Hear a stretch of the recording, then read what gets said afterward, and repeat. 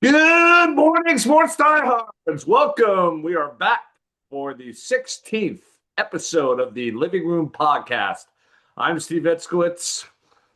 The NCAA tournament, half of the Final Four has been established. Illinois and Arizona. We wait for the second half to be established today between Tennessee and Michigan, and the other score will be UConn Duke. Utah or UConn Duke, which is a you want to talk about a big matchup. I know who you're rooting for. Actually, I'll ask you about that, Jack. Who you rooting for in that game? Because I know you hate UConn, but a lot of people don't like Duke. So that's a kind of an interesting matchup to consider. Two powerhouse college basketball programs. We will predict the winners of those games. We'll react to Illinois and Arizona and consider which team has the best chance to win the Final Four, depending upon if the Final Four we think will materialize does materialize. We'll also consider the team that was most surprising in the NCAA tournament up until this point, because there's always one or two Cinderella teams that kind of make a name for themselves. And who was the top conference in the NCAA tournament may surprise you. As far as a conference that has had a lot of success but is known for another sport. We'll talk about that. Major League Baseball. We are in opening week. Opening night, then opening day, so many opening things, and then you have your opening home game, your opening road game. Like, baseball is all about openers. Apparently, we will get into some baseball coverage. We will also get into the part of the NFL draft season in which someone is going to all of a sudden rise up the draft rankings. This is why they call it mock drafts, by the way. Rise up the draft rankings. Who will that player be, and why all of a sudden is a certain player that maybe wasn't talked about a whole lot, and all of a sudden you're going to hear too much about this player. We'll get into that. In the meantime, joining me on the podcast is Mr. Jack Angelo, a diehard sports radio long timer. Jack, welcome back to the show. How are you doing? Good morning, Steve. Everything's good and cold here on a Sunday morning here in the Northeast. I know you're in the opposite problem there on the West Coast, Yeah. just an oven out there. But Mm-hmm. enough Pretty, about the pretty. weather. All is well. Hope you and your family are getting through this tough time, together and, found some peace. I appreciate that. I dedicate this podcast to my father, who passed away 2 weeks ago yesterday, very peacefully. He is definitely the reason why I am as big of a sports fan as I am, and a big reason why I'm a Laker fan as I am. Because when I tried to buy a pair of Nike Air sneakers at Oshman's back in the '80s when we lived in Irvine, I picked the green swoosh, and my father said, "Nope, you can't have those." I said, "Why not?" He said, "Because we're Laker fans, not Celtic fans," and that's how I became a Laker fan. So his influence on me from sports, obviously a lot of other influence, but from sports in particular, is a big reason why I'm a sports fan. And it's a pleasure to do these podcasts in my father's honor. Rest in peace, Dad. Let's go ahead and get out. Marvin will not be joining us this week. Marvelous Marvin Harris, our delusional Jacksonville Jaguars fan. He's got a personal situation. He will not be with us next week. He'll be back when we come back for our April 13th show. I will be off next week because I'm taking a little bit of R&R next week. So we have the show today, and then we'll be back on April 13th, where we'll get into some more NFL draft stuff and some NBA stuff, as well as the playoffs in the NBA are just around the corner. And we'll maybe touch a little bit on the NBA today as well. In the meantime, let's begin with the NCAA tournament, Jack. I have a confession to make. I haven't followed college basketball nearly as closely as I used to, but I have checked into the NCAA tournament, looked at scores, watched some game footage. Some very interesting things have come out of this NCAA tournament, including a conference that is kind of dominating four teams in the Elite Eight. Do you know who that conference is and why it's so surprising? That would be the Big Ten. Correct. That would be the Big Ten.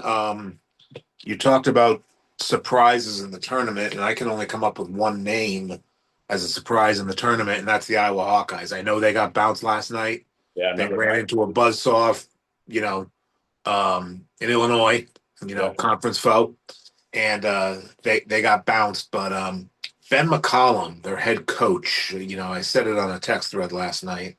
That guy's going to win a national championship eventually. What Kurt Signetti was for football, maybe not as meteoric a rise. This guy wins everywhere he goes. Now, I know for a lot of people, his name came out of obscurity. When he's coached at the lower levels, he's won and won big everywhere, everything he's touched. He turned that Iowa program around. So for me, Iowa in year one of Ben McCollum, who in some circles they're already naming him Wooden Jr. Um, Iowa just took the Big Ten and the NCAA's by storm, and it's not long before that guy's raising a trophy. As far as I'm concerned, I think he's a terrific coach. Do you think he'll do it in Iowa, or do you think he might head to? Because we've seen a pattern in college athletics generally, Jack, where you have a coach becomes a star, winning at the lower levels, and then eventually ends up in one of those blue blood schools at college basketball in North Carolina. I don't think he's going to Duke. I think John Shire's done a pretty good job at Duke, succeeding Mike Krzyzewski. We could talk about that in a moment. But goes to a blue blood to win a national championship, or do you think he does it in Iowa? I think he's going to be at Iowa for a while. Um, That's good. Yeah, in Indiana, North, obviously. yeah, North Carolina is a little bit weird. North Carolina likes to do what Penn State football up until recently wanted to do, and just keep their own, keep their own, keep their own, keep it in the family, keep it in the Michigan, family. Michigan, same thing. You talk about Michigan, man, when it comes to their college football coaches, at least in the past, Yeah, though. yeah. Um, but I don't know what UNC is going to do. That's a much like the Kentucky job from 2 years ago, last year, whatever it was. Um, that's a lot of stress to go down there. Um, I do think he'll be at Iowa for a bit. I can't see him taking, or even if he's offered the UNC job. I'm sure every school would offer Ben McCollum a job after what he's done at Iowa this year. But I don't see that happening. Um, but yeah, he might win it all at Iowa. Hell, Caitlin Clark came close for the Iowa girls, so That's true. you know. Yeah, if those Iowa teams had some players around Caitlin Clark, they might have gone all the way, but they kept running into Don Staley's South Carolina Gamecocks team, and were a little bit more balanced around their superstars than Iowa was around Caitlin Clark. But you can say that the Iowa basketball program overall, between the men and the women, definitely going in the right direction. But you talked about coaches and stressful situations. It looks like Hubert Davis might be on his way out of North Oh, Carolina. he's gone. Huh? He's gone. Oh, he's gone. Okay. Yep. I missed the announcement on the net. Were you surprised by that? Because obviously the No. record was not nearly as good as they hoped it would be, but he is a North Carolina man, and I kind of felt like that maybe he's kind of been made a fall guy for some failures on the part of the program. It seems like they're not really evolving as a program. Is that fair to say, or is it mostly on Hubert Davis? I think it's a little bit of both. I mean, I kind of have an affinity for Hubert Davis. He was drafted by the Knicks, my Knicks. Yeah. Not the greatest of our draft picks. Round one, many moons ago, out of North when he played for North Carolina. Um, so I was rooting for Hubert Davis down there to get it done, but it's a results business, and the results haven't been there for North Carolina. Not to their standards, at least. You know, maybe that record at an alma mater like mine at UMass would be great, but that doesn't cut it down there in Chapel Hill. No, it definitely does not. It's unfortunate, but that's the world that you live in when it comes to being a basketball coach on Tobacco Road. On the other hand, John Shire has a chance to get his team back into the Final Four. How good has he been? I mean, you talk about you never want to follow a legend, but John Shire might be the first coach to follow a legend. And Mike Krzyzewski is absolutely a legend. Yet John Shire has come in and has that program continue to compete for Final Fours year in and year out. How good of a job has he done? Well, that's impressive. You don't want to be the guy that follows the guy. You want to be the guy after that. Yeah. So what he's done with Duke um, is quite impressive. He's done it in his own way. He's not Coach K at all. He doesn't try to be. He's his own guy, and Duke really hasn't missed a beat. I mean, no, they haven't won a natty, but They've had success first couple of years under John Shire, and they might go to the Final Four this year. Mm-hmm. We'll get into that matchup in a moment, but then looking at Kentucky, John Calipari goes to Arkansas. I believe he guided them to the Sweet 16. Appears Arkansas is going in the right direction. John Calipari is someone you know very well from your UMass days when he coached UMass to a Final Four way back in 1995 in the '96. or 96, excuse me, in the Marcus Camby, Lou Road days, sweet Lou Road days over there at UMass. Of course, they've had some outstanding players over at UMass like Julius Erving and guys of that ilk. But now John Calipari goes to Arkansas, has them going in the right direction.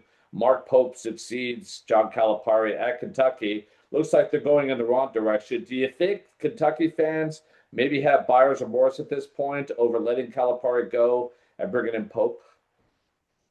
Um, well, the decision was, I think, on both parts. Both, Mm-hmm. I equate what happened to John Calipari at Kentucky, the same thing that kind of akin to what recently happened to Mike Tomlin in Pittsburgh. Mm-hmm. Um, John Calipari was not fired from Kentucky. They might have strongly suggested he resign, which he did. Okay. John Calipari left Kentucky. They did not fire him. But again, he had success at Kentucky, but he only had one national championship. Um, much like we just One talked more about than with all North of Carolina, Kentucky's in the us. same boat. Um, it just wasn't enough winning. So whether it was a mutual decision, whether it was Cal's decision to move on after Eric Musselman foolishly left Arkansas and went to Southern Cal, Yeah. where he has not enjoyed it, success. No. At least the success that he was enjoying in Fayetteville. Sometimes the grass isn't greener. Let that be a cautionary tale. It's not worked out for him out there. Look at Lincoln Riley, and again at SC. SC seems to be Norman, really good Oklahoma, Los at at, Angeles, uh, Kenneth bringing in Copeland. high name coaches and then doing less with more, so to Mm-hmm. speak. But yeah, let's not forget, Kentucky had all sorts of problems hiring a coach. Mark Pope wasn't their first, second, or even third choice. They were turned down by everybody under the sun before they got to Mark Pope. Mm-hmm. Um, so I don't know if Kentucky will let him go just because I don't think they want to go through that again, at least Right. not as recently. Kentucky, again, same boat as North Carolina. Um, their name will Kansas also with their Bill Self. name will carry Yeah. itself. Rupp Arena will carry itself. Their reputation, their banners will carry itself. Um, he's got to be the finishing piece. I don't know that he is, but I don't know if Kentucky's ready to make a change now, especially with North Carolina on the board. I tend to agree with you. I think at this point you have to be patient. You have to also understand that we're not this era of college athletics with NIL, what is essentially free agency. Every Yep. year, a kid can transfer until there's a structure and some rules put in place. We're Yep. talking about the wild, wild west. You have to be patient as a program. You also have to evolve and understand that your name, your reputation, your history means nothing in this era Yep. of college athletics. Absolute less than nothing. And so the Kentuckys, the North Carolinas, the Kansases, although Kansas is stuck by Bill Self, he's still there, which says a lot about Kansas and about Bill Self, who's had, won a couple of national championships over there with the Kansas Jayhawks. Certainly they're a blue blood basketball program going all the way back to the Larry Brown, Danny Manning days when they upset Oklahoma in the 1988 NCAA championships, the first NCAA championship I ever watched way back in '88 when I was a freshman in high school. So they're sticking by Bill Self. UCLA, Mick Cronin, he's gotten better as the season got along. Obviously, UCLA got cut short in the round of 32. They haven't been to a Sweet 16 the last 3 years. They're a college basketball blue blood, but they also have to understand that you're only as good as the team that you can field as competitive that you as you are in NIL. So these blue blood schools, like the ones I've named, have got to evolve. and understand that your name, your reputation, your history is not really going to win the day for you anymore. It's how competitive are you in NIL? How competitive are you in terms of putting a team on the court? How competitive are you in terms of recruiting and re-recruiting your players every single year? Keeping them from transferring if they get more money and say, well, we got money here. You also have the opportunity to win if you're with us. So you have to demonstrate both of those things. Now it's a completely different atmosphere in college athletics, and tradition is not going to cut it. Yeah, well, like you said, it's a completely different landscape in both football and basketball. I mean, Yep. look as recently as like Jay Wright at Villanova when he had Brunson and Hart and Bridges and all that stuff. And yeah, Excuse me, well, DiVincenzo, like four Dante NBA players on your DiVincenzo. roster. Um, he kept those guys at Villanova. That doesn't happen anymore. The No, landscape I mean, forget the landscape is different from John Wooden or from Larry Brown. The landscape is different from Jay Wright. from You John know, from John Calipari. yeah, I mean, Think about or Bill Self. I think in both football and basketball, I think you're right. We got to put it's a completely different way to coach now. And now it's more like who's your general manager, and are you allocating the funds that you do get in the right places? Do you do it recruiting one of the 4 or 5 star freshmen? Do you go out and get 3 really solid transfer portal pieces? Do you do a combination of both? How much money do I have? Where can I spend it? How can I spend it? What's the guy down the block doing at his school? It's it's really a fine balancing act in the NCAA in both sports.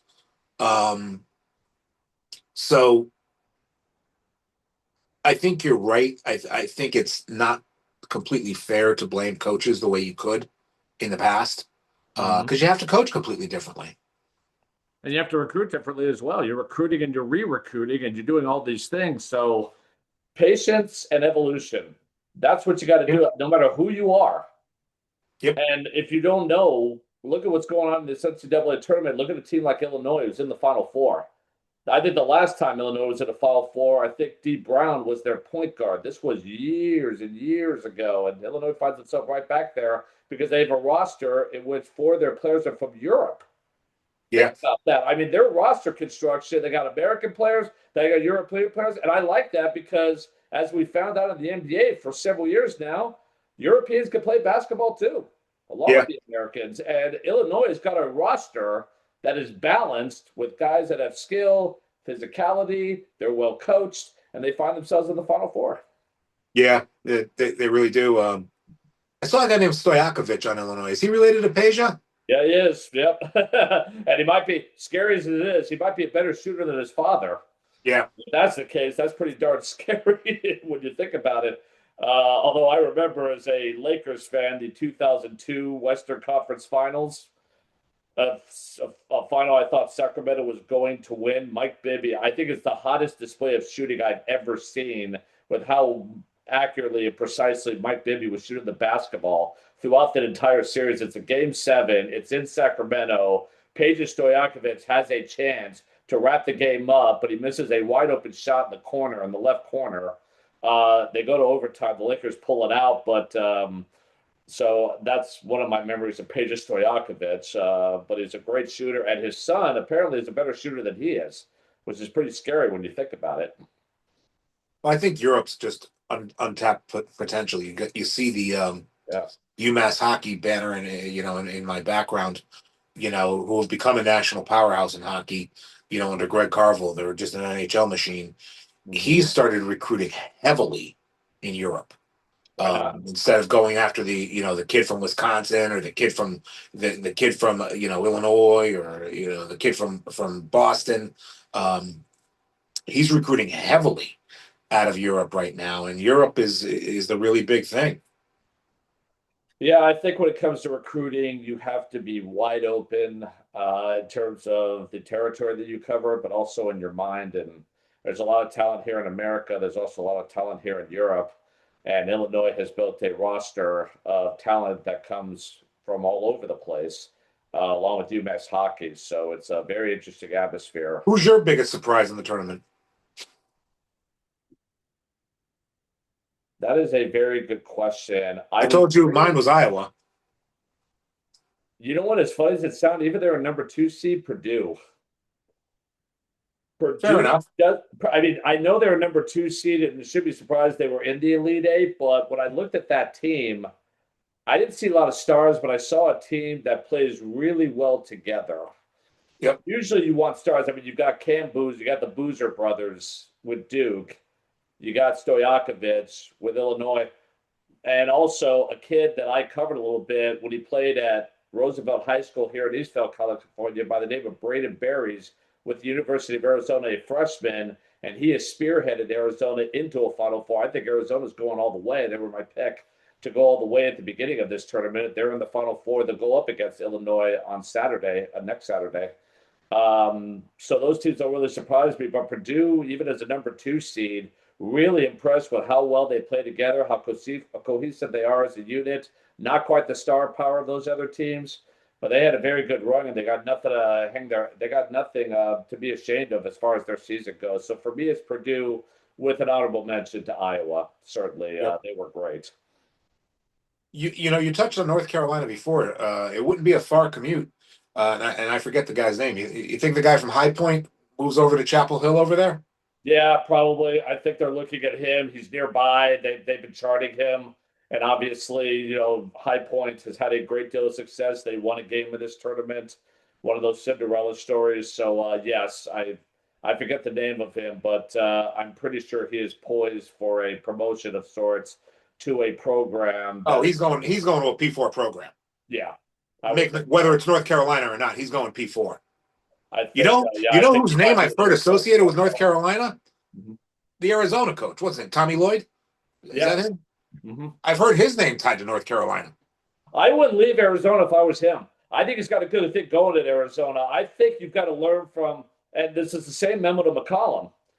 Stay where you are. It doesn't matter where you are now. It's kind of like in the NBA. A team like the Oklahoma City Thunder can win a championship if you draft well, if you trade well, if you accumulate assets. Maybe you have a losing season or two, like Sam Presti had before he built a team that could become a dynasty in the NBA with the Oklahoma City Thunder. Stay where you are. It doesn't matter right now. I mean, obviously, you have to have resources, you have to have support. A place like High Point isn't really going to have that. You'll have that in Not to the North level Carolina, of but North Carolina. but you have that in Arizona. And Arizona, by the way, they've won a couple national championships. They've been very competitive for many years now, from Lute Olson and now to Tommy Lloyd and coaches in between. Like that is not a slouch of a program by any stretch No. of the imagination out here on the West Coast. So if I'm Lloyd, I'm staying exactly where I am. You Let's see saw what it a lot in happens. football. I mean, Yeah, Kurt Signetti, he's exactly. a Western PA guy. He wouldn't even give Penn State a phone call.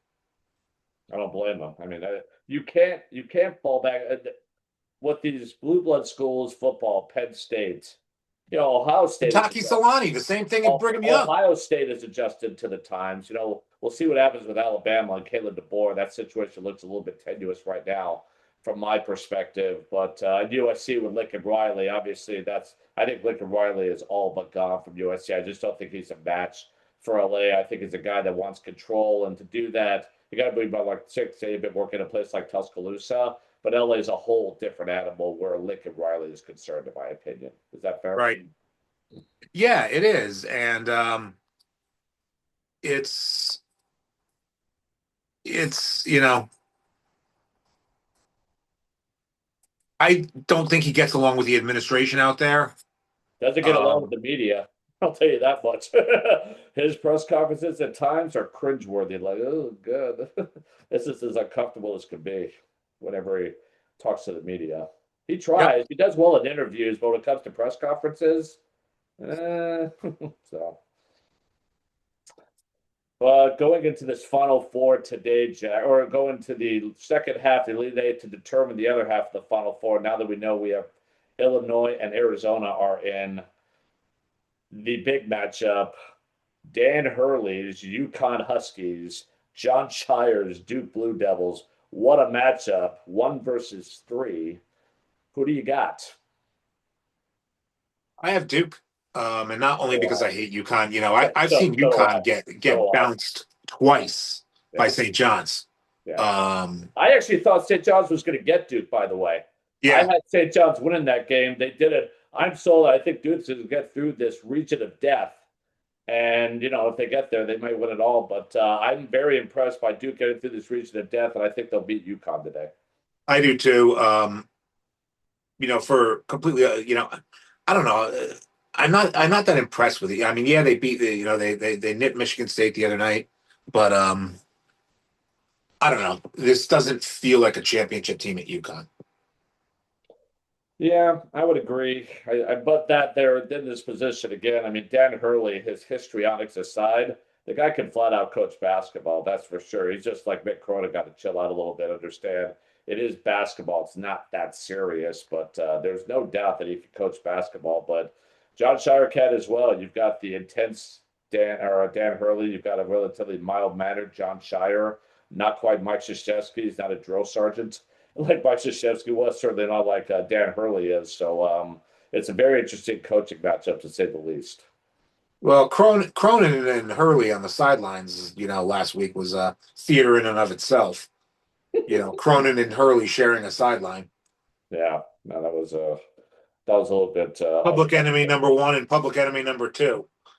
a little bit uncomfortable to watch, but UConn got the best of UCLA, and then one of them was going to lose to St. John's anyways. So it's one of those Well, things we where know you're playing for the UConn. right, huh? We know UConn. I mean, that Big East championship was non-competitive. Yeah, It was so bad. yeah. So Let's transition to Major League Baseball, and we had opening week. Our Yankees are off to a 2-0 start. 3-0.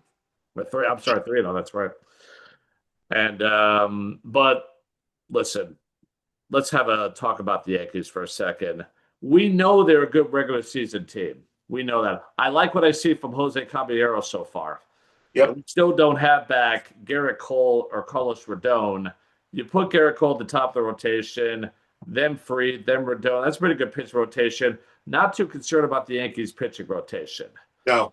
What I'm worried about is where the offense is going to come from. You know what I feel like with the Yankees? Let me ask you about this.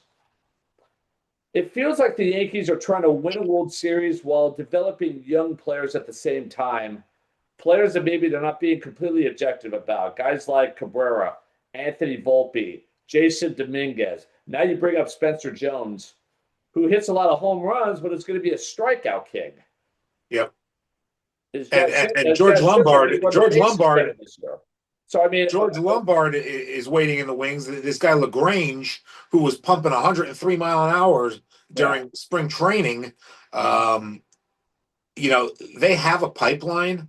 Um, I think what the Yankees want to see, Cam Schlittler for one. He came up and he started he's to great. dominate. He is Um, great. Yeah, I love Kyle Schlittler. um, Ben Rice doing looks great at first base. He does. Yeah. Ben Rice looks terrific over there. But yeah, you're right. I mean, even though they did sweep the Giants, you do wonder. I I mean, like that doing Aaron well. Judge only has 2 hits, I think, or 3 hits, and 2 of them are bombs. I'm not really worried about that. Jared Judge just played the World Baseball Oh Classic. no, I know yeah, everyone wants to make I'm not fun worried of about them. Judge. Four I'm worried about strikeouts. everybody else not Yeah, named Judge or Bellinger I'm not or really worried Rice. about him. Yeah. Jazz is up and down. Mhm. Austin Wells, great catcher, great Yeah. defensively, but I worry about his offense. Mhm. Caballero's been very good. Ryan That's actually McMahon's some not a big Caballero. hitter, good defensive third baseman, but Trent Grisham is Trent Grisham. Um, but yeah, and now all Yankee fans seem to want to talk about is what kind of package could they give Pittsburgh for Skeens? Paul Skeens, huh? Do you have to send a package or can you just sign him as a free agent? Well, he won't be a free There's, agent for a long time. oh, okay. I was Yeah. going to say, I mean, there's no way Skeens is going to stay with Pittsburgh, right? I mean, No, no, no, no, no, no. no star stays with Pittsburgh because No. Pittsburgh. This is the whole reason why. One of the biggest reasons why there's going to be a lockout after this season is because the Pittsburghs of the world just don't spend enough money. So you have to have a salary floor. But of course, to do that, You want to have a salary cap, which the players are going to resist. Those are going to be very contentious issues in this upcoming Let me lockout ask you a question on that. Let season. me. Do you think the owners of the Athletics, John, John Fisher. of the Marlins, of you know, Tampa Bay, Mhm. of Pittsburgh, do you think they'll vote against the salary cap because it means they'll actually have to spend money? No, I think they want a salary cap. That means they're going to have to increase their payroll significantly. Well, but if there's a salary cap and it's a hard salary cap, like although it's going to be very complicated. But if you have a hard, I'm not saying this is going to happen. I don't know. But if you have a hard salary cap, like in the NFL, meaning you can't shoot past it, yes, you're going to have to spend money, but now you know exactly what the limit is, which could be comforting to some of these more frugal owners. Does that make sense? Is that fair to say? But what do you think? It does, but But will the players go for it? That's going to be a huge. no, the players will never vote for it. You know what I think is going to happen? I heard this on the radio the other day. The Lakers broadcaster by the name of John Ireland actually had a pretty good thought on this. In the NBA, you have these aprons. The more money you spend, the more punitive it gets. They want to create parity. They want to create baseball balance. Mark Walter, the owner of the Dodgers and the Lakers now, talked about we want parity in baseball. He's not worried about the Dodgers because the Dodgers are not just spending money. They develop players. They sign players. They develop players. They bring them up at the right time. They're a model franchise. If they can do it, so can anybody else. I don't care how much money they have. It's not just money with the Dodgers. They're good at developing players, managing players, bringing out the best in players. That's what you do as a baseball team. Tampa, in their history, has been pretty good at that. They just can't keep anybody. That's their problem. So in the NBA, you have these aprons, luxury tax aprons. So the luxury tax line of these aprons kind of act as kind of a de facto salary cap without calling it a salary cap. They don't use that terminology. I kind of think Major League Baseball might go to that kind of a modified floor, make it about $80 million. But if you have these aprons like they have in the NBA, which will act as a de facto salary cap without calling it that, I think Well, ultimately they that already could have work one. baseball for the players as well as the owners. What do you think? Well, yeah, it's a good idea, but baseball already does that. Baseball has luxury tax, and there's different limits depending on how much you spend. Uh-huh. So baseball already has a de facto cap with it with this luxury tax, which is why I'm questioning whether some of these teams that are receiving all this welfare money are going to want to sell because they'll actually have to spend it on the field. Who Yeah. knows where all this luxury tax money is going when Well, teams these like teams Tampa are get it? also getting revenue, like the Dodgers, the Yankees, teams that are consistently in the playoffs every single year are sending money to the Pittsburghs, to Yeah, the Minnesotas, to yeah, the Kansas Cities. Although to be fair to Kansas City, they've won a World Series in the last at least this century, and then one last century. So, but they're sending money to teams like that, and how much longer, if you're a big market team, you're going to say, you know what, we don't want to send these teams. If these teams are taking the money we send them and they're pocketing them and they're not investing in their teams, which damages our product, yeah. and you're going to have a problem in baseball. Baseball appeals to older people our age and older. But I'm not watching as much baseball as I used to, probably because I don't like the direction of the Yankees in terms of leadership. We've talked about this for years.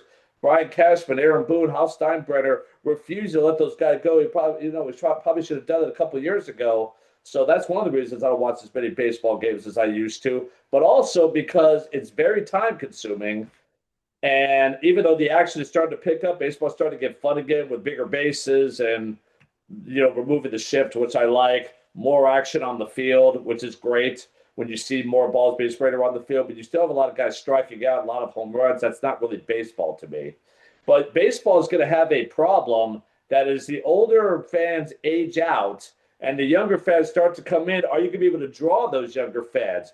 People in their 20s and their 30s, the millennials and the Gen Zers who are entering or in their prime earning years at this point, what's going to draw them to baseball?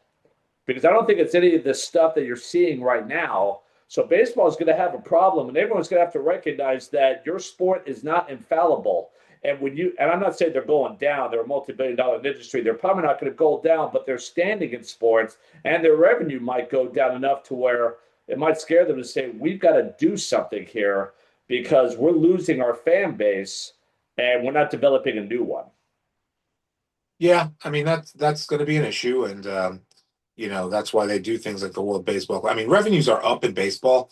I know Um, for now. I think they gotta. I think baseball's got to do a couple of things. For starters, um, some type of cap, is needed. These bottom dwelling teams need to spend on the field. Um, we could all point to the Dodgers and and to the Mets and to the Yankees and all that stuff, and Mm-hmm. and call them evil for baseball. But these other teams, God knows what Baseball they're doing doing with just their fine. luxury tax money. Yeah. They're not putting it on the field. Nope, Um, they're not. so, and I think the salary floor needs to be even higher than I think the salary floor needs to be about like 120. Um, with escalators on that. Number one. Number two, I don't like the way Major League Baseball drafts. You should be able to draft a kid out of high school like hockey does, let him go play at college if that's where he wants to go, and then you still have his rights. No more of this going into the draft 3 and 4 and 5 times That's a until you're good done with point. college. That's a good point. Yeah, it's like you draft him, he goes to college, In and you hockey, if and you're you lose him, and then drafted there's a supplemental draft. if you're That doesn't make drafted any sense to me, actually. out of high school, but Yeah, you really want to go play for the University of Wisconsin, right. okay, do that. And when you're done with the University of Wisconsin, the team that drafted you, you report to them. Mm-hmm. Not Yeah, like this baseball I think that makes nonsense. sense. Yeah. You I know, mean, why should that? By the way, don't you want someone you draft who wants to play at college? Isn't that what you want? I mean, what's the difference? You go to minor league ball, you go to college, you're still preparing to become a major leaguer. Don't you want that player to go to college, sure, get a little education, learn how to be a professional yeah. baseball Well, player? that's NIL, the by the way, that's the NIL is also in that's college baseball right now, so there's a professional element to it, learning some of those skills. Isn't that what you want as a franchise, as a kid that gets drafted, wants to go to college, and then comes to the major league team when he's ready? sure, absolutely. Yeah. But and since college kids are being paid now anyway, Right. um, They have NIL in baseball too. Maybe not to the level of football and basketball, but they have it. so yeah, I think it's a big deal with baseball, but you're right. They need to find a way. I think they're trying to increase revenue streams because they're going onto all these different streaming services now. I didn't see the game. I heard the Yankees Giants game, opening night game on Netflix, was a borderline disaster. I A heard it lot of wasn't talk good. about the broadcasting talent for that Well, game. I wasn't guess Matt Sturgeon on there? You yeah, know, I he's mean, good. he's usually pretty good, Yeah, but Barry I heard Bonds that is a didn't go well for controversial Netflix. figure. No one wants to hear from Barry Bonds, even though he knows a lot about baseball. He's kind of a prick.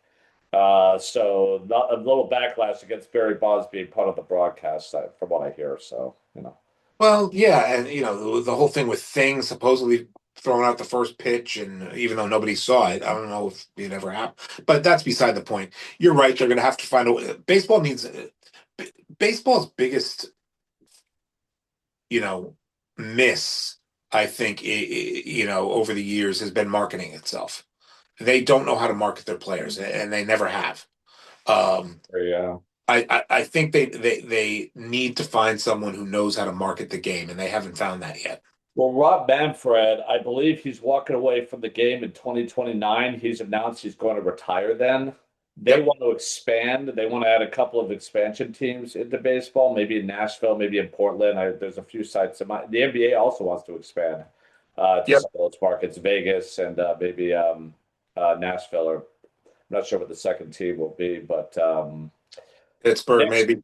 then yeah, could be the next commissioner they bring in. I think can't be a lawyer as much as they understand marketing. I really do. I think that's the commissioner that could take it to the next level because Rob Manfred, although I think he's done a good job with the rules changes as far as how the game is played, they're definitely heading in the right direction in terms of the product on the field being a little bit better, more varietal, more action. But I Yeah. think the next guy that succeeds Rob Manfred, I'm not sure who that might be, needs a guy who understands marketing, like David Yep. Stern understood marketing when he was in the NBA. Talk about if I could have the Lakers versus the Lakers every year, I'd do it because he recognized that that would draw the ratings both locally and nationally.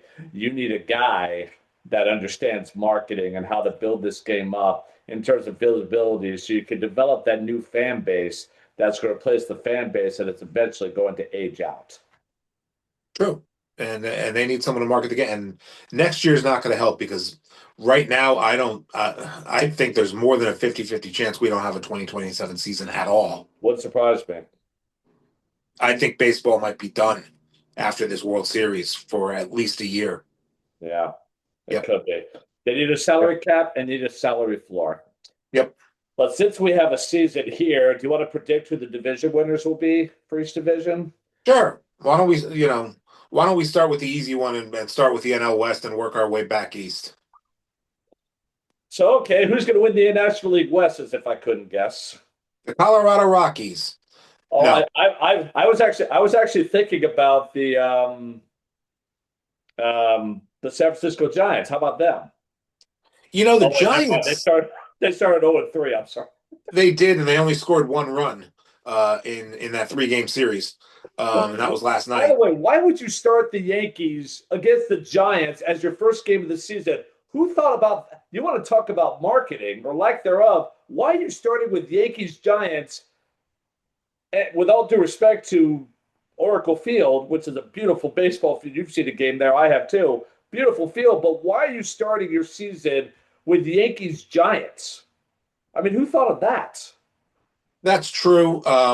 The only good thing about it is you could have the Yankees playing the Martians, and it would draw because it's the Yankees. Yeah, You I know, still um, but I think it was more Yankees than Giants, and even though they've fallen on, it'll be interesting to see how this Tony Vitello thing works out for them.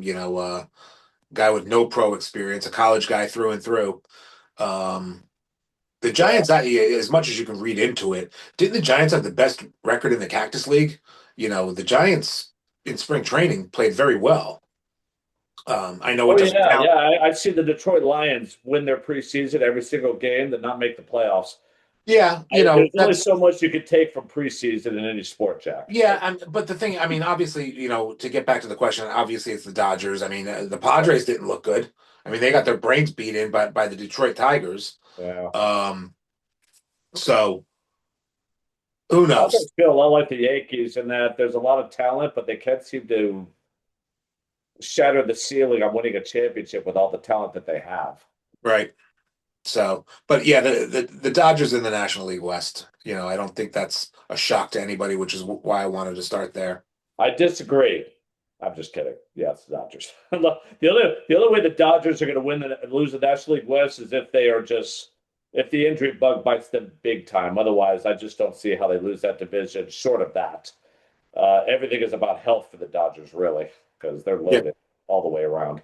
Although, let me ask you this about the Dodgers: Clayton Kershaw, not to mention being an all-time great, a future Hall of Famer, kind of the heartbeat of that team. Now he's a sideline reporter. He was sideline reporting for their game the other night, did a really good job. So he's going to transition to that just fine. Very honest opinions about the Dodgers, about the game, which is good to hear. But who do you think steps into that leadership void with Kershaw go? Because Kershaw was the heart and soul of those teams, in my opinion. So who's that guy for them now? Freddie, maybe Mookie, No, Freddie's not vocal enough. Mookie. Yeah, probably Mookie Betts. I think he could be that guy. But who from the pitching? Maybe Blake Snell. Blake Snell's a veteran now. He's been around for a while. Um, yeah, I kind of think Mookie Betts is that guy. But I wonder. That's the only question I have about the Dodgers, aside from can they stay healthy, is who's going to be that heart and soul in the locker room, in the clubhouse that Clay Kershaw was. Could be Betts. Could be Snell. We'll see how that materializes. National League Central. Who wins that division? Um, It's a hard one because Milwaukee just lost Willie Adames. I'm kind of thinking about well, yeah, he's in Milwaukee. San Francisco. Yes, he is. Um, Although I don't know why. They gave him a payday, but I think he might regret that one. But I kind of like Milwaukee. Watch St. Louis. They've been kind of dormant. yep. I'll be contrary. I'll go with the Or the Cubs. Cubs. Maybe the Cubs. I'll go with the Cubs. Yeah. So I'll go with Milwaukee, but I'm looking at the Cubs as possibly supplanting them at the top of the National League Central. National League East. This one is kind of intriguing. You got Atlanta, you've got the Mets, you've got Philly, Philly. Yes, Philly, right. So who wins that division? I have Philly. I have Philly as well. Couple of reasons. I think you know, I like Harper and Schwarber in the middle of their lineup better than I Mhm. like what the Mets are presenting in the middle of theirs. Or Aaron Nola and the pit. They have a pretty good yeah, pitching rotation.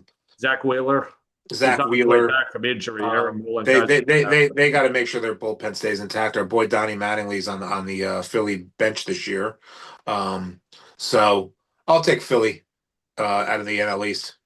I'll take Philly as well. The Mets. I do we want to make fun of the Mets now, or well, Well, you know what? they're off to a decent start here, but I mean, it seems like Here's the what I Mets are don't always more talked here's what about I don't than know about the Mets. what's that? I don't know how great their starting pitching is going to be. I don't either. You know, I I don't think know they're how great dead. their starting pitching is going to be, and And who's the plan of Pete Alonso at first base? Because Pete Alonso went to Baltimore, I believe. that's a good question. I didn't watch either of the Mets game first two games against Pittsburgh, which they won. But yeah, but they brought in guys. They brought in Bo Bichette. They brought in Luis Robert. They brought in the guy from Texas. The hell is it? Simeon. Um, Oh, Trevor Simeon, yeah, yeah, you know, that's a pretty good pickup. when they sent I think Nimmo um to Texas. Yep, Um, so they did. I don't know how much I believe in the Mets pitching right now to pick I them. don't believe in the Mets at all. I think the Mets are all hype, no substance. I think that's So their biggest problem. Steve Cohen has come in, all the money he has, all the money he has. Not really putting together the best rosters, are they? With what's the general manager's name? David Stearns. David Stearns. Yeah, I kind of think if things don't work for the Mets this year, that David Stearns might be on the hot seat as general manager. Is that fair to say, in your opinion? You're out It there. You might kind of be, see yeah. everything. I mean, you know, a lot of Met fans love him because he's trying to turn the Mets into the Milwaukee Brewers, where he came from. But I don't I think he don't could know if do that that's in going New to work. York. You know, um, uh, like I said, I don't believe in the Mets pitching, so that No. needs to be addressed. All right, so we agree on Philly. We agree on the Dodgers. We defer in the Central. You have the Cubs. I have the Brewers. Now we have what three wild card Yeah, three wild card teams. Three wild cards. One plays in a two-game series, and then the final two play in a two-game series, and the other one advances to the LDS automatically, if I remember correctly.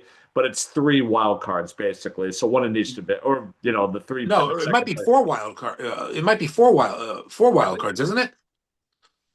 Because Mm, the lowest division I winner, can't speak to that. you know, Well, yeah. Okay, no. In terms of non-division winners, there's three, but then you have one division winner who will have to host one of those teams in the wild card in order to right, figure out who's going to be in the LDS. So yes, the lower level division winner, three non-division winners, I believe. right, okay. So who do you have? I mean, we have our division winners. Who do you have coming out of the wild card in the National League? By each division, or Well, it could be from any division. that's true. Yeah, the second best records. Okay, so in the National League, I'll say Atlanta. If they're Okay. healthy, if Ronald Acuna Jr. is healthy, I'll say Yep. Atlanta is one of those teams. If okay, put it this way: whoever doesn't win the Central, Milwaukee or Chicago, I think one of those teams will be a wild card. So in this Yep. case, I would say Chicago. I don't know about the NL West. Actually, I mean, San Diego's off to a 1-2 start. Colorado's 0-2. San Francisco 3. Arizona's not going anywhere. So you know what? I'm going to go on the limb here. I'm going to say your three wild card teams in the National League: Atlanta, either Chicago, Milwaukee, depending on who doesn't win that division, and the Mets. Because the Mets are off That's to a 2-0 start. I think they were in the postseason a couple years ago.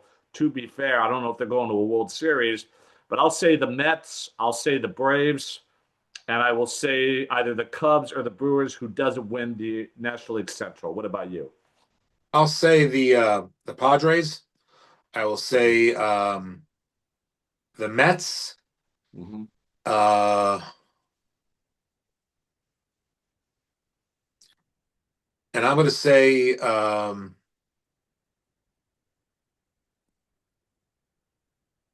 Atlanta. I think the NL East gets three teams in. What surprised me? So So you have the Padres. I have so we defer on that. I didn't have them in there. no, Okay, well, yeah, you picked the NL Central second place team, and I pretty picked the much. Padres. Yeah, yeah, and the National League East first, second, and third place teams, as it were. Yep, That's going to be a competitive division. it is. Let's It is. go to the American League West. Who wins that one? I have Seattle over. I have Seattle as well. I think Seattle is you know, I think it's their time. They've been coming on for a while now. Yeah. They gave Toronto all they could handle last year in the ALCS. Mm-hmm. Um, so I think this is Seattle's year. Could be. So Seattle, we agree on. The American League Central, I have Detroit. um, I have, you know what? Just so we're not even across the board, I'm going to take Kansas City. Even though I do think it's going to be Detroit, I think Detroit is a real powerhouse. Um, but nah, you know, I can't. I have to take Detroit. You know, I can't in good Well, no, conscience no, take no, Kansas City. let's play with that for a second. Why Kansas City? Why even considering them? Why Kansas City? Because I think it's an interesting pick. I do. I think Kansas City's got a really great lineup. Yeah, I You agree. know, with Witt and with Perez, and Hmm. I like so Perez. You know, Perez doesn't I get a think lot of Kansas City will coverage, be a but playoff team. Perez might be the most consistent offensive catcher we've had. He won a World Series with the Yes, Royals, he did. 11 years ago. He's a really good player. We don't hear a lot about it, but I've always liked Sal Perez. Yeah, Bobby Witt Jr. obviously is one of the best. and defensively he's great. Sal Perez is going to the Hall of Fame. So Yeah, I agree. I do think I have to pick Detroit. Okay. Even though, spoiler alert, I American do League think East. We're a couple of Yankees fans here. So, do the Yankees take back the division from the Toronto Blue Jays, or do you yes, think it's the Blue Jays, the Reds? yes, The Reds. You do. yes. They had the same record as Toronto last year. They lost. I know they They did, lost the but they tiebreaker. were not better than Toronto head to head. How are we going to beat Not head. Toronto? They Yeah, you always know have our what? number. You know, head to head. Yeah, Toronto had their number last year. They've had our number for a few years, actually. I think they just outplayed. So I think it's going to be. I think it's going to be the Yankees. I think their pitching staff, once they really get going, is Mhm. going to be a problem. Okay. So Okay, I'll say Yankees as well. Total homer pick, but I'm keeping an eye on Toronto. I'm also I'm keeping an eye on Boston. I think they're kind of lying in the weeds right now. I don't like Baltimore. I don't know about Tampa. I mean, Tampa just lost Wander Franco to his legal problems. So I don't yep, know what Tampa's going to do for offense this year. He's one of the best offensive players that they I have. think Tampa's coming in last place. Yeah, they might, or Baltimore. But yeah, I think I'll say Yankees, but keep an eye on Toronto and Boston as well. I think Yeah, those are one of the teams that'll win the American League East. yep. What about wild card teams? Which combination of wild card teams do you think gets into the dance? Kansas City, Mhm. Boston, Toronto. Okay, let's see. I'll say Toronto, definitely. They almost won the World Series last year. Probably should have won that World Series actually, but Dodgers made more plays in clutch situations than they did ultimately. I like the Kansas City pick. I'll go with that one. You said Boston? Yep. I wonder about Houston. Um, how good do they look so far? Have you seen them as of yet? They just lost two of three to the Angels. Really? Yeah. Okay. I'll go with Boston as I mean, let's not well. overreact to opening No, week. no, okay, no, You know, I hear you. I'm just, since when does Houston lose the opening series at home, to the Angels? The Angels are not at going home. anywhere this year either. And the Angels were I winning think late they didn't make yesterday the before playoffs Houston last year exploded. either. It was kind of poetic justice. I think the Houston Astros are finally regressing to the middle, to the median, if you will. I think they're finding out how the other half lives now. Yeah, well, good. Couldn't happen to a nicer team, except for maybe Boston. But I think Boston will be a player. Boston's got a lot of young talent, They do. and they do have an ace in Crochet. Yep, So they do. What I about I think there'll Texas? be Are we looking at Texas as a possibility? I mean, they have some pretty good pitching um over there themselves. So maybe I think they'll be on the discussion. I Texas think says at 1-1 right now. You know what? I'm going to change. I'm going to go with my wild card teams. Toronto. Um, and actually, I'm sorry. Yeah, I'm completely changing. I'm going with Toronto, Cleveland, and Texas. okay. We forgot about Cleveland. Cleveland's off to a 2-1 start.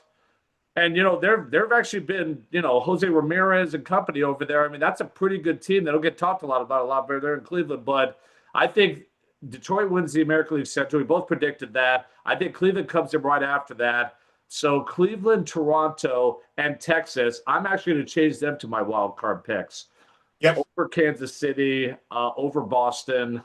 So yeah, Texas, which I think we're overlooking. I think we're overlooking Cleveland as well. We both know Yep. how good Toronto is as Yankee fans. So those are my picks. Who's going to the World Series out of the National League? Unless they're not healthy, the Dodgers. I just don't know who's going to stop them. Maybe Philly. I'll say this: if it's not Dodgers, it feels like Philly is I'm going picking to. Philly out of the National League. You're taking Philly? Okay. Yep. They certainly Yep. do, but the Dodgers look like a buzzsaw yet again. They know what it takes. They still have the drive. They signed Kyle Tucker. That's not gonna hurt them. Uh, No. so But as we know as Yankee and fans, if Tanner sometimes spending Scott all the pitches money better this doesn't year than he did last necessarily year, always equate. no, that's true. Um, That's true. I don't think you can be a team like Tampa and do it. But here's the thing with the Dodgers. I think the Dodgers might get better bullpen performances this year, particularly from Tanner Scott. He struggled last year, but I got to believe he's going to rebound this year. Usually that's how relievers go. They may have a bad season. They usually bounce back the following season. So if Tanner Scott and that bullpen pitches the way they thought he could last year, they're going to be even tougher. Think about how I mean, their bullpen was kind of erratic last year. At times, they still won a World Series. If you get that bullpen going and Tanner Scott pitches the way they think he can, they're going to be even tougher. So that's why I have the Dodgers going back to the World Series Well, again. here's the thing with the Dodgers, and not to minimize what they've done. Look at 2 years ago when they won their first uh, their second really World Series of 2020 Right. with COVID. When they beat the Yankees outscored them in that series. The Yankees blew Game 1, and we all know what happened in Game 5. Mm-hmm. So theoretically, that series could have been going back to Los Angeles with the Yankees up 3-2, as opposed to the Dodgers. And then last year, Toronto outplayed LA. I agree. Things fell apart in Game 7 for Toronto. I'm not saying that the Dodgers championships, are at all, not, invalid. They won them fair and square. They deserve to be, the kings of the hill. But they could easily be looking at two lost World Series. They had a little magic on their side these past 2 years. That fifth, Cole was mowing through the lineup in Game 5, and then the fifth inning happens where they're throwing the ball all over the infield, dropping fly balls, this, that, and the other thing. I think this year the Dodgers don't have that magic. That's a fair point. But here's where I'm going to push back a little bit. Number one, the Dodgers, with the Kansas City Chiefs before Yep, last year, yep, they find a way to make plays when they need to. yep. That's Until what they don't. that's what the Dodgers do. They find a way to make plays when they need to. Their margin for error is much greater than any team they might face in the World Series. That's number one.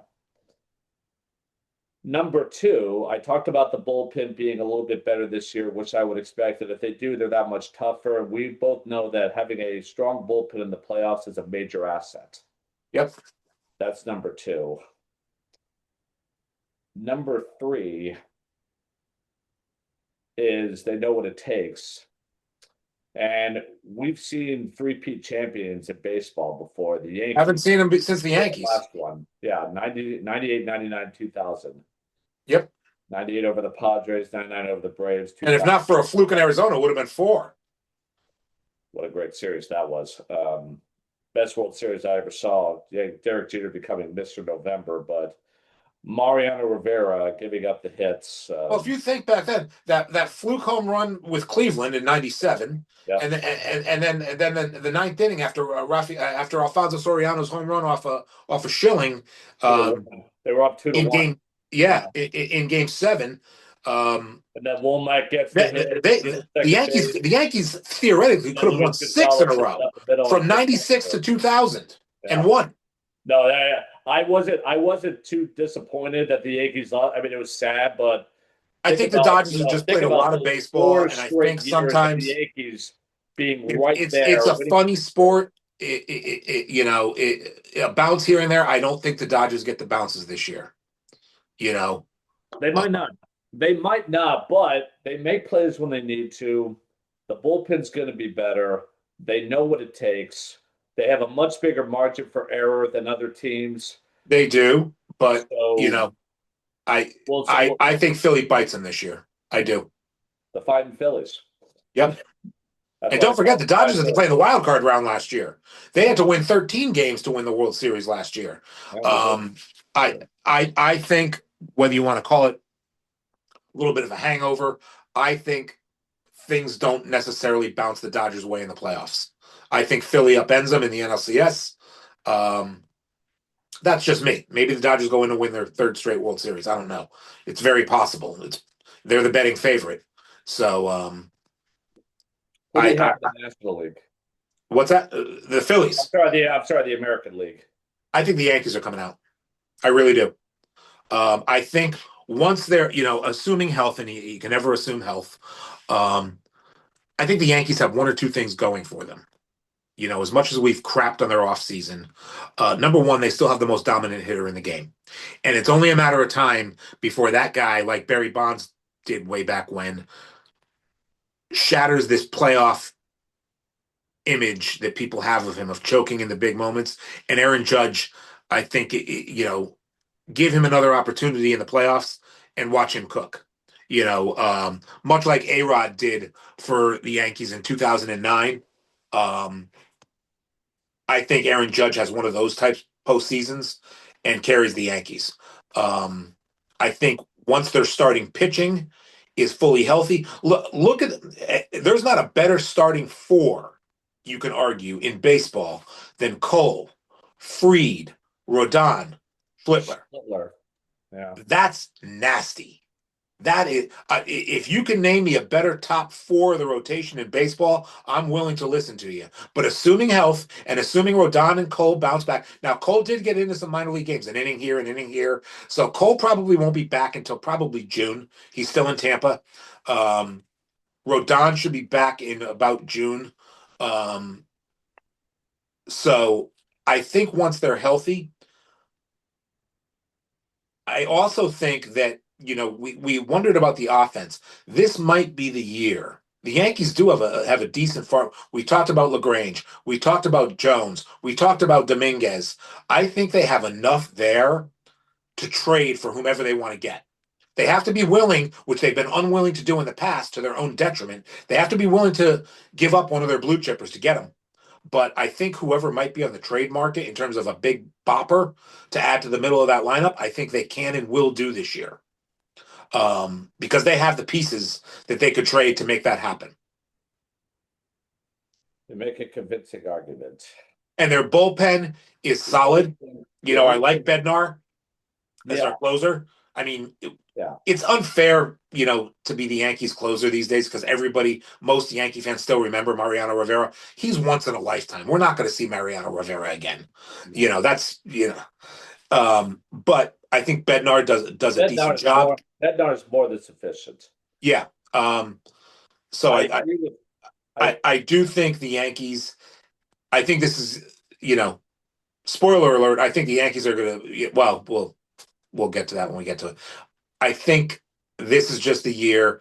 They have the pieces, and they will move on from one of their Spencer Jones or or George Lombard or whomever, the Martian. Um, they trade for a big bat at the trade deadline. I think that makes all the difference. Pair him with Judge and Belly and that starting rotation and let him cook. All right.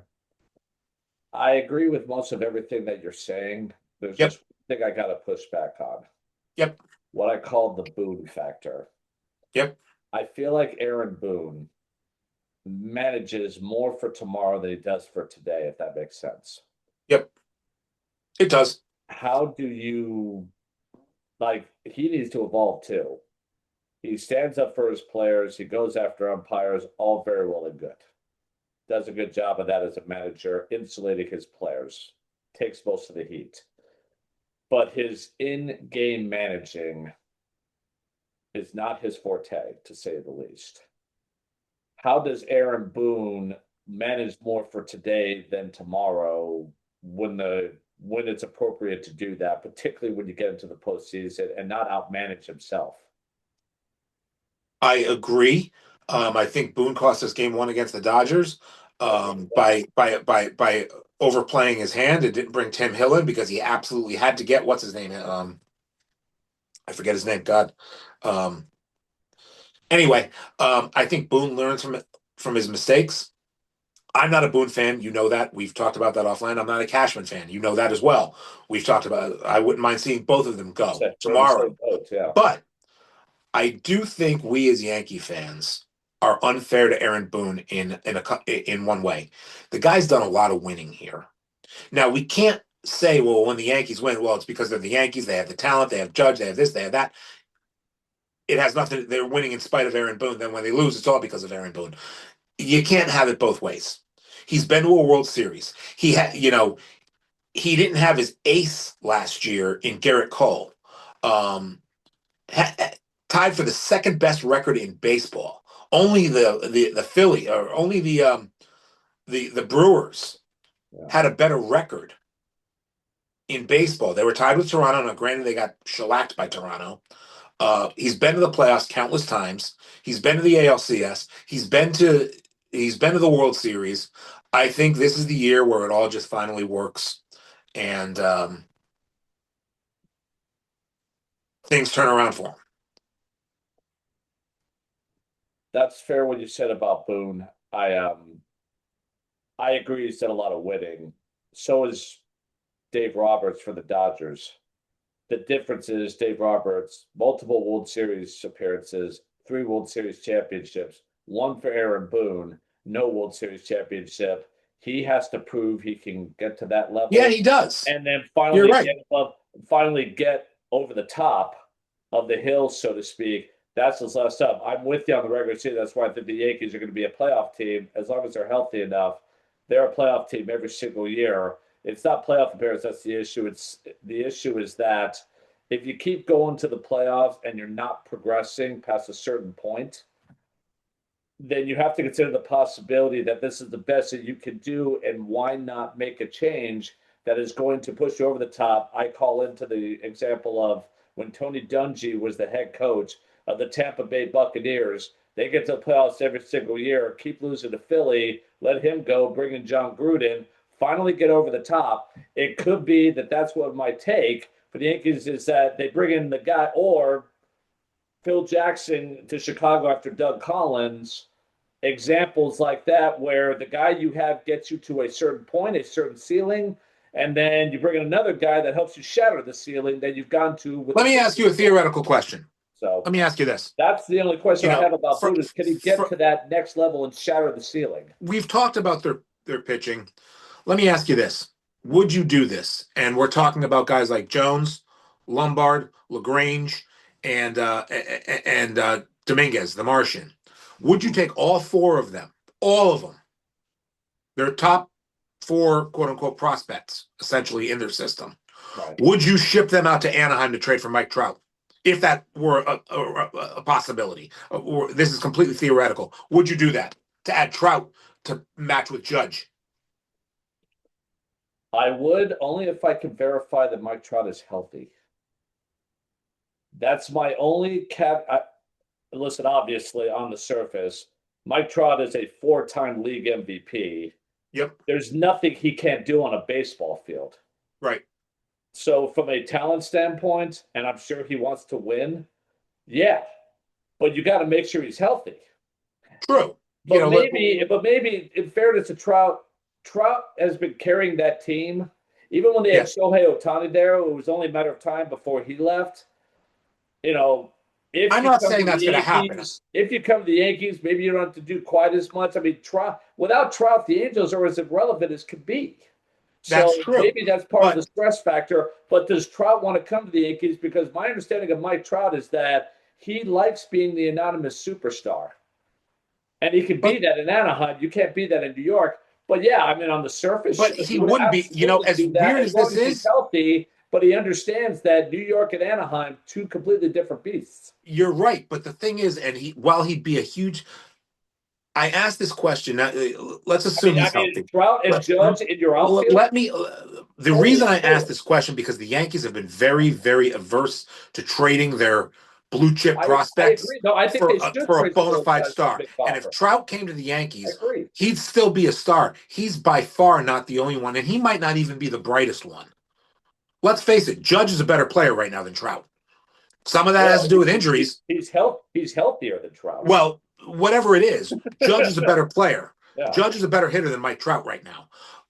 My point yeah. being, the reason I posed the question, the Yankees have been very averse to trading their blue chip prospects for a star to put them over the top. And I just picked I Mike think they're Trout's gonna have name to out of do a hat that. because Anaheim's not going anywhere. No, Hell, they might be forced to change their name back to Anaheim. That's been in the news a lot lately. They play in the same city, it's in the about same time. By the way, metropolitan area as the juggernaut that plays at Chavez Ravine. Maybe the Angels do want to rebuild. Is Trout really going to be there the next time the Angels? Is he going to be healthy enough or good enough when the Angels are ready to compete for a World Series again? Is he? no, probably not. I gotta believe that it's all about the That future was of the reason for Anaheim my as opposed question. to the past. Do the So Yankees go all in? trading Mike Trout would make sense if Mike Trout would embrace. I mean, I'm sure Garrett he's got a little bit Cole, to say. Garrett Cole, and Aaron Judge are not getting any younger. I agree. There comes a time where the Yankees are going to have to make a bold move and say, "Look, we're going for it." Well, there's also the aspect of, when I think about the Lakers trading for Anthony Davis, all the youth movement players that they had, they turned that into Anthony Davis, turned that into championship. It could be that maybe the Yankees have been averse, and I don't know for sure, but maybe they've been averse to trading that young talent, waiting for the right trade to make for a guy like Mike Trout. Does that make sense? It might be, and don't forget, Giancarlo Stanton's numbers come off the books, not this year, but next That's year, why you took me exactly where I wanted to go. When does that contract come off the boot? Because that end of next contract year. has been a noose around the Yankees' neck. Yeah, and look, you know what? It has been, but let's be fair. Stanton's been a hell of a postseason performer for the I agree, Yankees. but Let's give the devil his due. sure, Not that he's the devil, but yeah. he's been great in the postseason. He hits in the I have mixed postseason. feelings about Stanton though. I I don't have like the no lack ill of will health towards. I think Giancarlo the Stanton has done contract all too. he could do. You Yeah, know, yeah. um, especially in the postseason. He's hit some mammoth. He's had some huge hits in the postseason. You know, That's fair, but we haven't quite gotten over the right. hump. But We haven't in shattered terms of that the ceiling. money, So you're going to lose Stanton's massive contract after next year. I should So be you very might be able to absorb Trout.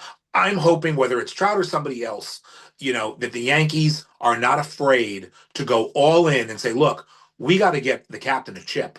We got to get Garrett Cole a chip.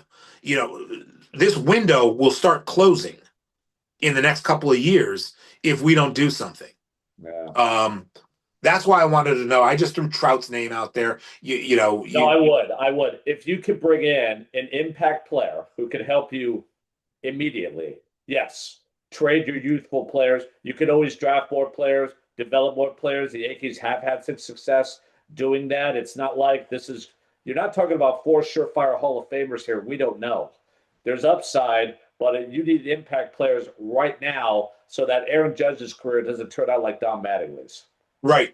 And absolutely, you do something like that. that's I completely agree. It's time. It's time for the rubber to meet the road, and the Yankees need to do whatever it takes to remind baseball, we're still the New York effing Yankees. We'll do what we want, Right, and we're still the bullies, not right, LA. right. You know, um, I hope that that comes to fruition, whether it's Trout or somebody. I just picked Trout's name out because we know Anaheim's probably not going anywhere. No, Um, I would agree, but again, it's his health. But as far as what he could do on a baseball field, which is everything, yep, absolutely, you have to seriously consider making a move like that if the Angels will make him available in the trade, and Mike Trout would embrace going elsewhere for a chance to win. So yes, that's something to keep track of as we go along the season here. From the baseball season to football's off season, we are now in the pre-draft season. We've gone through free agency, we've gone through the combine.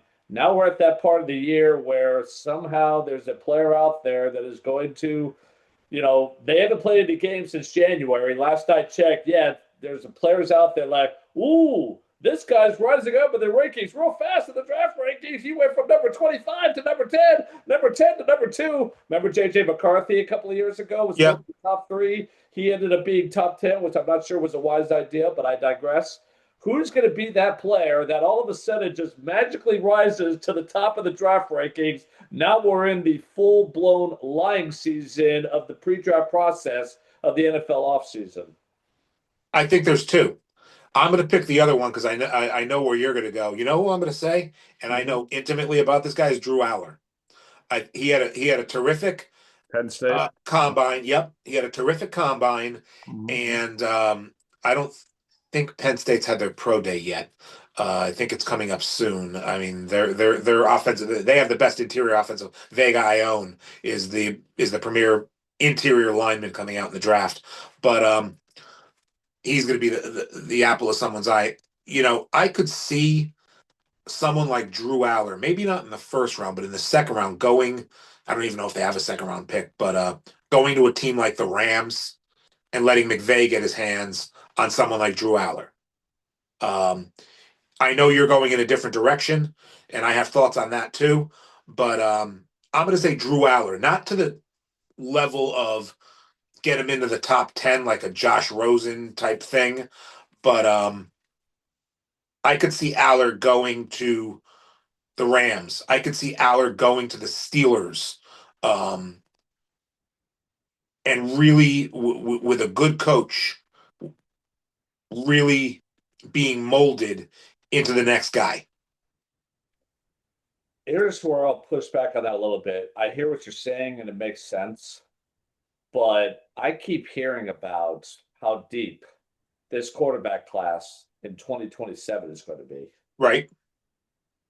I know the Rams and Matthew Stafford is a tenuous situation because he's not getting any younger. This might be his final year with the Rams, could be his final Yep. season playing professional football. I get that. But if it's a deep class next year, and Yep. you could draft a team that could maybe help you win a Super Bowl this year, and by the way, that Super Bowl is going to be back in their backyard at SoFi, I believe. Isn't it SoFi this year? I think it is, yeah. Um, I'll look I'll look that up, but Okay. but you have a chance to win this year. I don't know if Seattle's going back to back. We'll see about that. But I think you have a chance to win this year. Therefore, your draft should probably focus on that, build an offensive line, which could help you in the future, by the way. Make sure your Yep. infrastructure is set wherever you bring in next. Plus, you have a deep quarterback draft next year. So even if you're picking in the late first round, for example, doesn't mean you can't get someone you can bring in, you could develop. Wish Sean McVay is pretty good at that kind of thing. You're right, but here's where So I'll push that's back. why I don't think that I think I'm sorry, the Rams should use their pick to help the team this year and in the future, but not a quarterback, a piece that helps you win this year, but also for the future. And then focus on bringing a quarterback after next season because it's a deep quarterback draft. I know a lot of people say, well, what about this? What about that? Like, if the Rams take a step back after Matthew Stafford leaves the team, that will be understandable. Like, you're not going to be successful every single year as a team, right? So, why not make a pick this year that helps you this year and next year and the year after that and the year after that? And then bring in your quarterback next year in a deep draft It's okay to take a step back. You're not losing anything. You still have a strong franchise, strong general manager, strong coach, good owner, all those things. And you get the best of both worlds. Does that make sense? It does, and here's the pushback I'll give you on that. I'm Mhm. not saying spend a first rounder on Aller. I'm just throwing Aller out there. Gotcha. It could be Brock Nussmeier, it could be Carson Beck. Sure. Choose whatever quarterback you want to. Right. I don't think his name is Brock Although none of Nussmeier. those guys are running But quarterbacks. you know, As but John, my John point is saying, is, the why lifetime running can't quarterback. we're talking about the Rams. Let's stick with the Rams. Not a first round pick. Let's say a second round pick, or even a third round pick, if you want to go with like a Carson Beck or a Garrett Nuss, not Jared Nussmeier or Garrett Terrell. Nussmeier. Yeah. Have him learn at the foot of Stafford this year, who you know is going to play. Stafford's not guaranteed for next year. And if you were in position next year to draft another quarterback, do it in the first round. If you're not sure after a year Sure. of seeing Nussmeier, Beck, Aller, whomever, Great at quarterback it- you competition. know, and then worst you have, okay, you get the Rams are in position maybe to get, let's say next year, Trinidad Chambliss. I don't know. I'm just throwing a name. They're not going to have a high pick, so it's not like they're going to have their pick of quarterbacks next year. They're going to get either A, they're going to have to trade draft capital, which they don't seem to mind doing, uh, to No. move up, F the draft. or Yeah. or they're going to have to take the fifth best quarterback on the board, what is perceived to be the fifth. It might be a deep class, but they're not necessarily getting their guy. If they don't My spend my point is the Rams could draft one of these guys this year, not in round one. Um, have him learn at Stafford, watch him every day in practice. Get him into some garbage time games. Let him play in the preseason. So I'm sure the Rams will play in more than one blowout game where you can watch the guy play in the fourth quarter.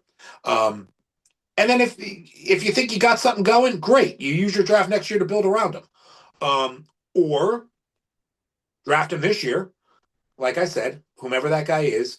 And then next year, if you're not convinced that Aller, Beck, whatever, is the guy, you draft a Trinidad Chambliss next year. You could do that. You could. If they don't spend a first round pick on a quarterback, Pittsburgh's in the same situation. I'm okay with that. I can see Pittsburgh doing it. Chuck Kenny Pickett when they Cleveland. drafted 14th Cleveland. way back when. Cleveland's in the same boat. The Jets. Yeah. But anyway, let's get back to your question. I picked Drew Aller as the guy to rise up draft boards. Who are you going with? Even though I already know. Ty Simpson. Okay, why?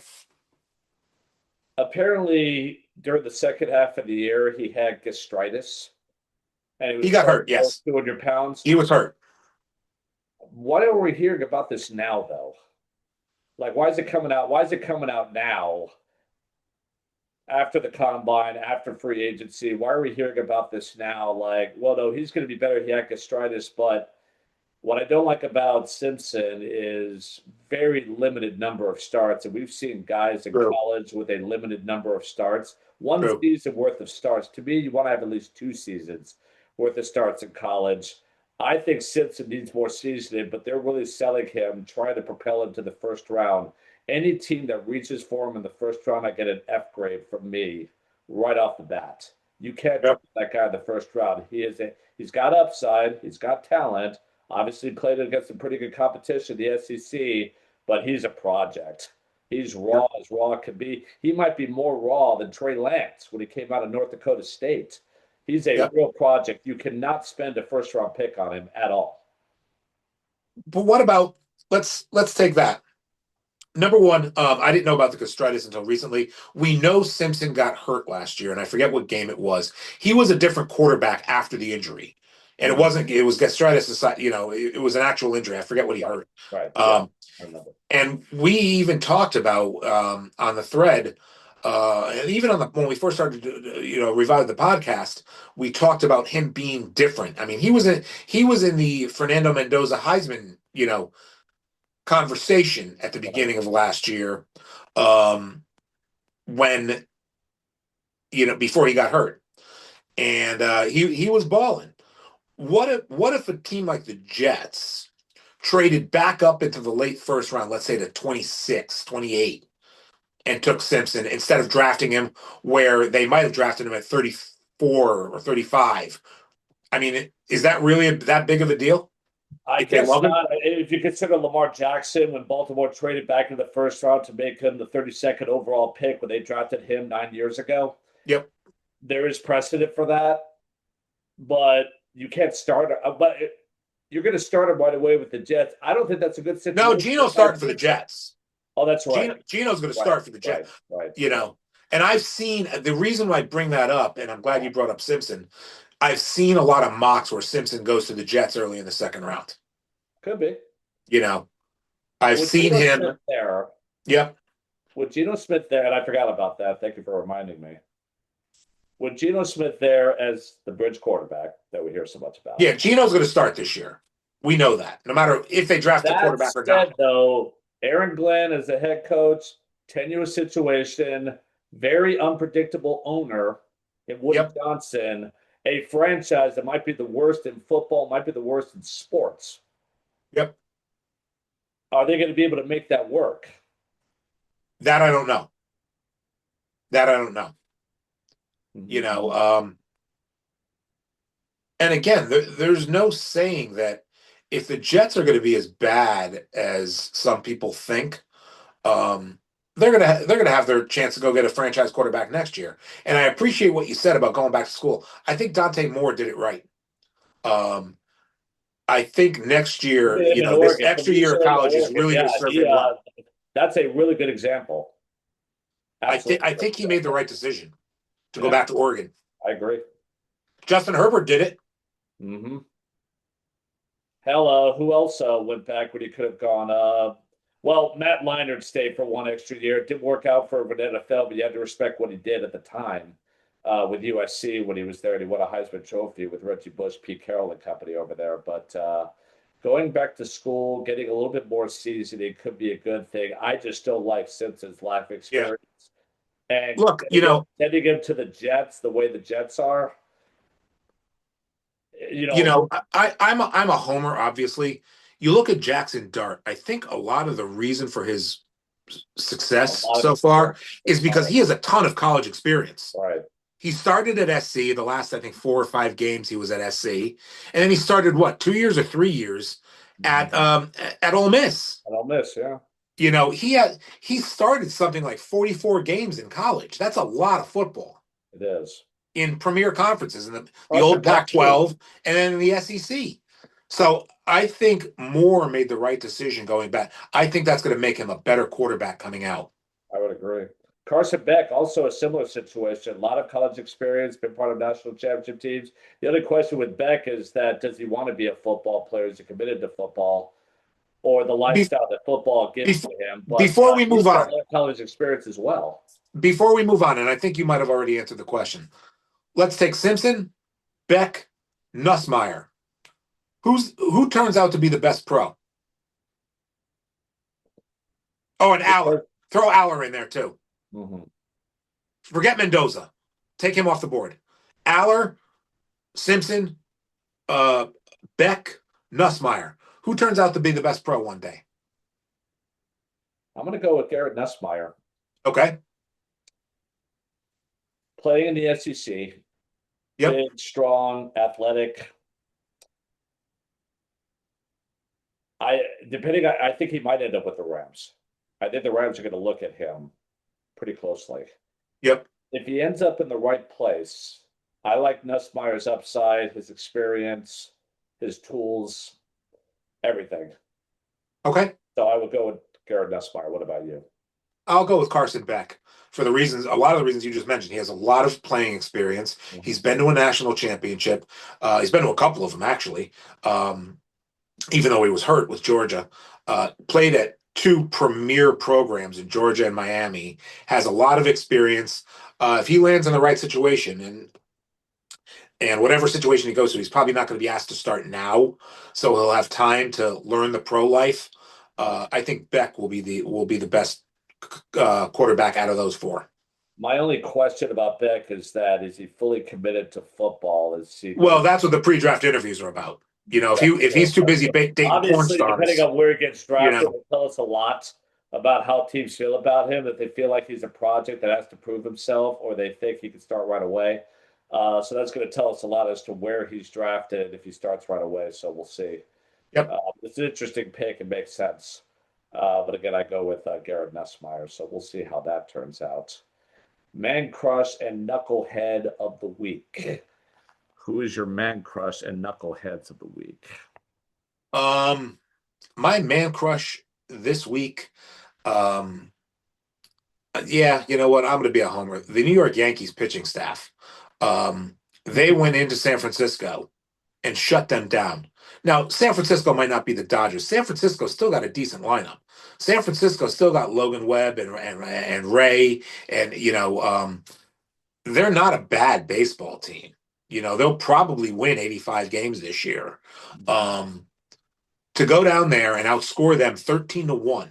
And their pitching staff was just nails, especially their bullpen. But you got a great start out of Schlittler, and you got an even better start out of Freed, both of whom were on pitch counts and pretty much sleptwalked through their entire starts to easy victories. Yeah. 20 scoreless innings to start the year. Really, really impressive start for the Yankee arms. So I'll go with them. Who's your man crush of the week? Actually, my man crush of the week is also my knucklehead of the week. Oh Look boy. at Luka Doncic of the Lakers. Hmm. Player of the week 2 straight weeks. Falling out of his mind. But he also got his 16th technical foul the other day. He'll miss a game against Washington tomorrow, which I guess if you're going to miss a game, you want to miss it against Washington. That's in full take mode. But still, I worry about that aspect of he's still complaining a lot to the refs, can draw technicals very easily. He's got a reputation. So he's kind of my knucklehead of the week in terms of drawing a 16 tech that got him suspended.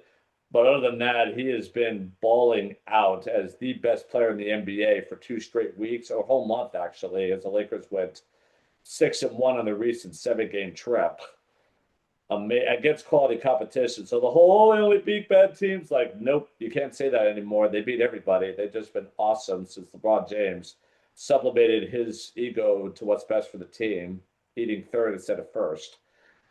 Luka Doncic has been amazing, but he also got a 16 tech. So Luka Doncic is my man crush and knucklehead of the week simultaneously. Who's your knucklehead of the week? My knucklehead of the week. Oh God. You know, I'm going to go with Chris Drury, the general manager of the New York Rangers. Just been a terrible season for them, and this team isn't well put together. You have arguably when he's on the best goalie in the world, in Igor Shesterkin, and he's being wasted.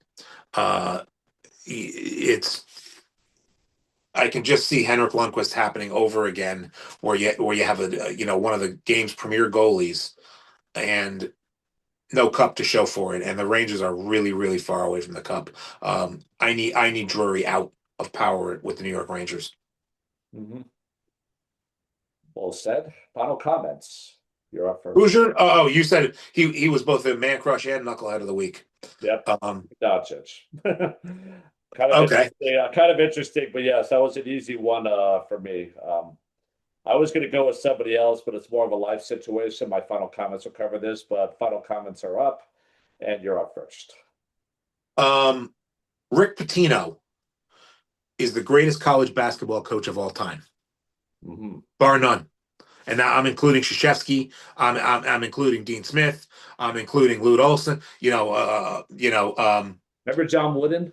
Yeah, I do remember John Wooden. I put him in a different category because that was so long ago, and Fair it enough. was, John Wooden might have been using some NIL before NIL was a thing. There was some bought and paid for type of stuff Shame going on on him in with LA back in NIL. those Yeah, days. that would But be. anyway, not to diminish Wooden, you know, um, Rick Pitino has taken 4 different teams to the Final Four. Not only, um, excuse me, to the Sweet 16. I'm sorry. Um, not only has he done it, he's done it in 4 different eras. He had way back when, the Providence era, before he even became the head coach of the New York Knicks, and had success there too. Um, he had the Louisville era. Um, he had the Kentucky era, and now he has the St. John's. He's had more success over a longer period of time than I think any coach in history. For me, Rick Pitino is the best college basketball coach ever. It's hard to argue. Man can flat out coach no matter where he talk about a guy that wins everywhere he goes. That would Except be for the Celtics.